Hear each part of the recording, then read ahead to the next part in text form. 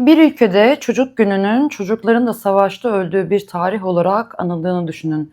Paraguay'da 16 Ağustos yalnızca çocuklara verilen bir gün değil.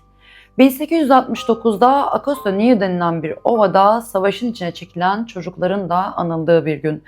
Bu hikayeyi araştırmaya başladığımda karşıma tek bir tarih çıkmadı. Paraguay başka anlatıyor, Brezilya başka, Arjantin'in bile içinde iki ayrı tarih var. Uruguay'da ise bugün bazı insanlar bu savaşın okullarda hiçbir şekilde anlatılmadığını söylüyor. Ama bütün tartışmaların altında değişmeyen tek bir gerçek var. Savaş o kadar uzadı, toplum o kadar tükendi ki çocuklar da cephedeydi.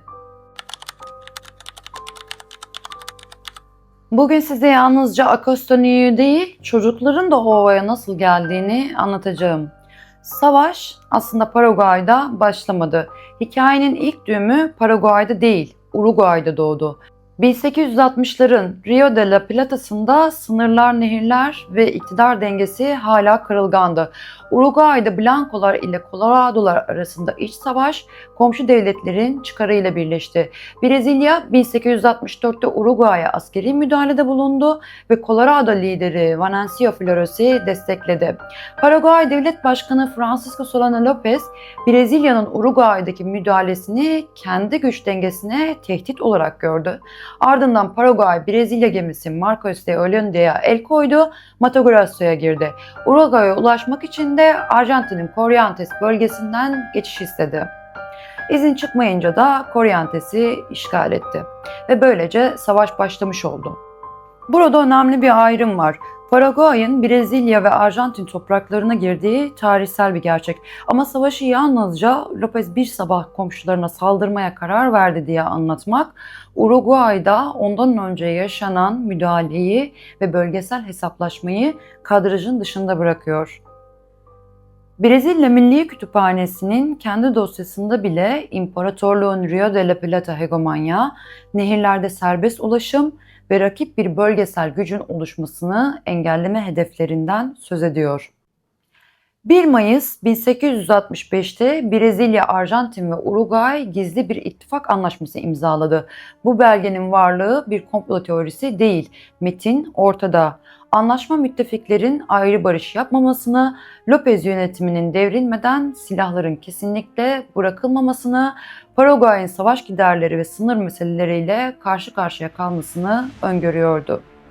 Ve 18. madde anlaşmanın hedefe ulaşılana kadar gizli tutulacağını söylüyordu. Daha az bilinen bir ayrıntı da şu, Paraguay Ulusal Devlet Arşivinde Peru, Şili, Ekvador ve Bolivya hükümetlerinin bu gizli anlaşmaya karşı 1865 tarihli protestosunun bir kopyası bulunuyor. Yani anlaşmanın sertliği yalnızca Paraguay'ın yenilgiden sonra oluşturduğu bir anlatı değil, savaş devam ederken bile Güney Amerika'da rahatsızlık yaratmıştı.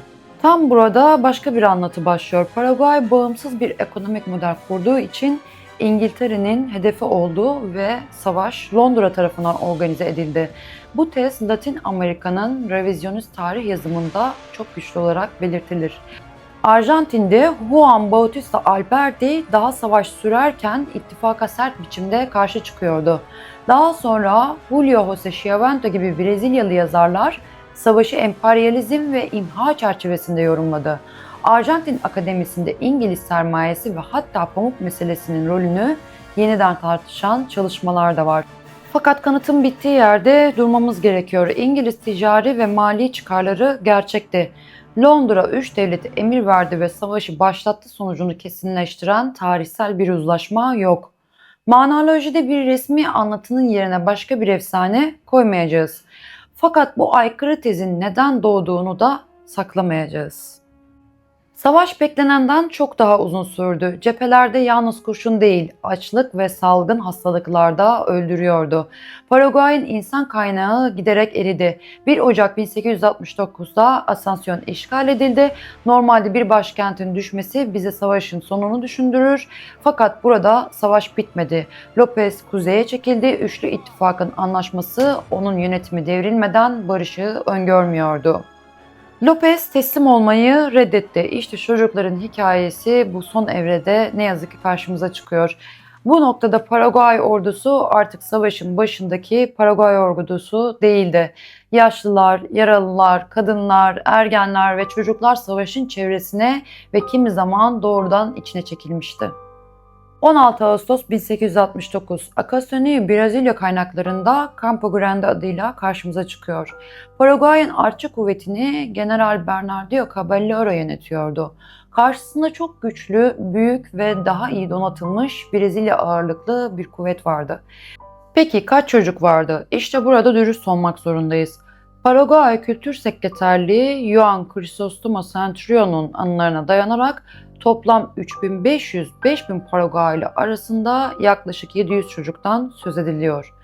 Paraguay'ın eğitim ve ulusal hafıza anlatılarında ise 3000 hatta 3500 çocuğun savaştığı rakamlarıyla karşılaşabiliyoruz. Bu fark küçücük değil. Bu yüzden size kesin bu sayıdır demeyeceğim. Ama çocukların orada olduğu tartışmalı değil.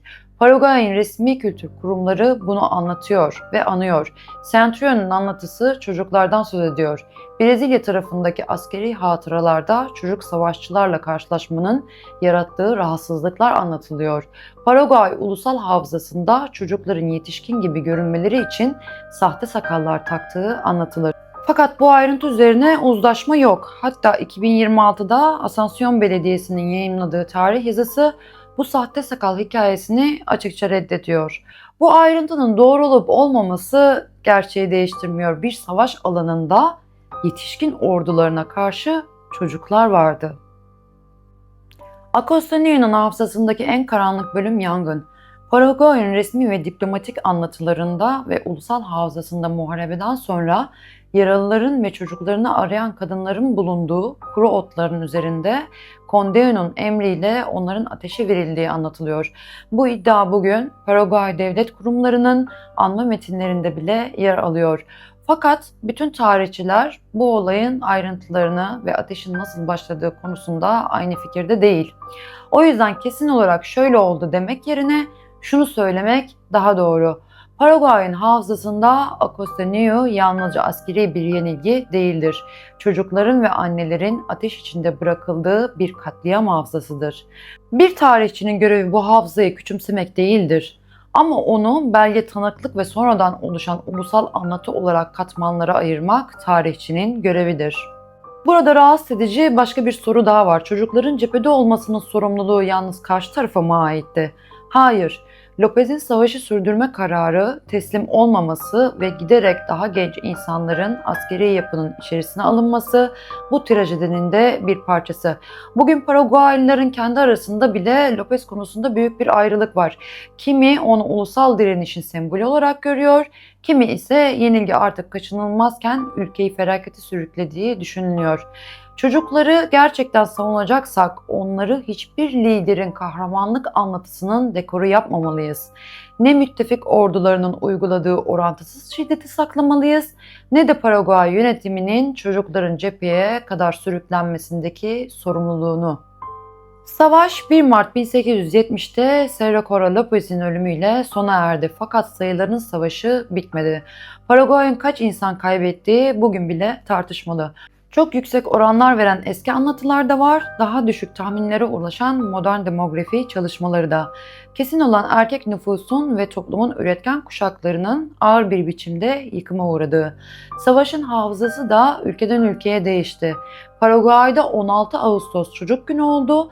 2025'te bir Paraguay yasası PY17 yolunun adını Ninos Martires de Acosta olarak değiştirdi. Çocukların adı hastanelerde, anıtlarda, şarkılarda yaşamaya devam ediyor. Uruguaylı çevrim içi tartışmalarda bazı gençler bu savaşı okulda hiç öğrenmediklerini söylüyorlar. Brezilya'da ise savaş uzun süre ulusal ordu tarihinin önemli bir parçası olarak anlatıldı. Arjantin'de Alberti'den bugüne savaşın anlamı üzerine karşıt gelenekler var. Tarih bazen belgeler kadar hangi belgenin de ders kitabına girdiğiyle de şekilleniyor. Ve belki bu yüzden Acostun'u bugün hala bitmiş bir olay değil. 2026 Brezilya Devlet Başkanı Lula'nın savaşın başlangıcına ilişkin sözleri Paraguay'da diplomatik krize dönüşebildi. Aradan 150 yıldan fazla zaman geçti ama insanlar hala savaşı kim başlattı, Kim neyi sakladı, kim kurbandı diye tartışıyor. Ben bu hikayeye Türkiye'den bakan biriyim. Paraguaylı değilim. Brezilyalı, Arjantinli ya da Uruguaylı değilim. Bu yüzden benim için bu mesele bir ulusun diğerine karşı zaferi değil. Mesele şu, bir savaşın sonunda yetişkinlerin kurduğu dünyanın bedelini çocuklar ödüyorsa orada bütün bayraklar üzerine konuşmamız gereken başka bir gerçek var. Acosta New'daki çocukların tam sayısı tartışılabilir. Bazı ayrıntılar efsaneleşmiş olabilir. Bazı ulusal anlatılar birbirini suçlayabilir. Ama çocukların cephede olduğu gerçeğini küçültmek için rakamlarla kavga etmeye gerek yok. Bir çocuğun bile savaş alanında olmaması gerekiyordu. Manolojide tarihin yalnız kazananlarını değil, geride kalmayanlarını da aramaya devam edeceğiz.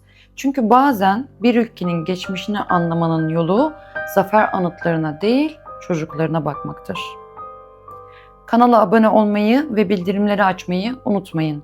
Bir sonraki videoda görüşmek üzere.